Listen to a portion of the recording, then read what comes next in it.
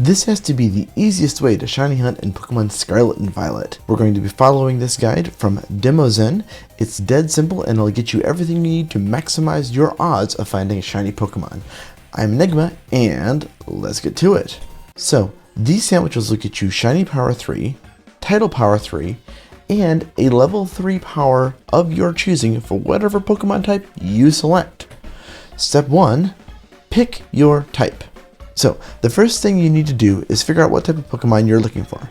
In my case, I'm looking for Iron Valiant, a fighting fairy type, and once you know what type you're looking for, start figuring out where the Pokemon spawns and what other Pokemon spawn in the same area. The goal here is to find an area where your Pokemon is the main, if not only type of Pokemon that spawns there. If your Pokemon has 2 types, then you have 2 options. Once you know what type you want and where you're hunting, the rest is pretty easy. Each of these sandwiches is a 1 ingredient sandwich, and that ingredient sets the type for the whole sandwich. Since you only need 1 ingredient, there's not much chance of things stacking up and falling apart. For my Iron Valiant, I can either use tomatoes for fairy or pickles for fighting on my sandwich.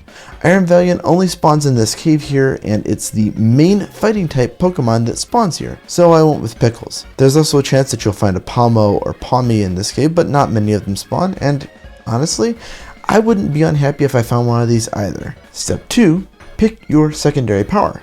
So for a shiny hunt, the best secondary power that you can ever have is encounter power. The rest of the third powers here aren't really going to be useful for finding a shiny Pokemon. So what you want to pick is encounter power.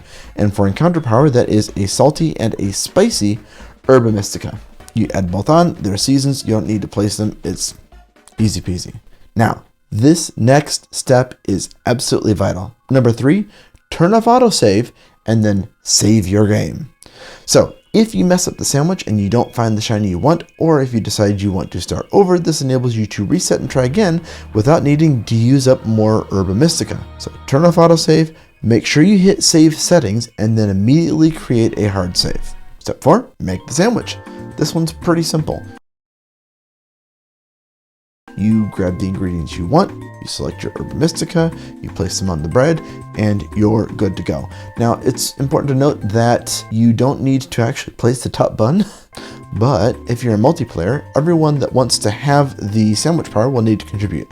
The easiest way to do this is have player 1, who's making the sandwich, add all of the key ingredients, and then have players 2 through 4 add cheese and any non-herba mystica seasoning. Once you've got your sandwich made and eaten, step 5, the most fun step, go looking for the shiny. Pokemon spawns are generated near wherever the player is, so the easiest way to get a lot of encounters is to move around a lot. You'll see Pokemon despawn as you get further away from them, so just keep moving around and be sure to give every one of the Pokemon you see a good look. There aren't any shiny indicators in Scarlet and Violet like there were in Legends Arceus, so keep your eyes peeled. If you don't find what you're looking for after your sandwich powers are used up, then reset, make a new one, and try again, and eventually you'll find it. If you enjoyed this video, then check out the live VOD where I used this very technique to catch an Iron Valiant on my first try. And with that, take care.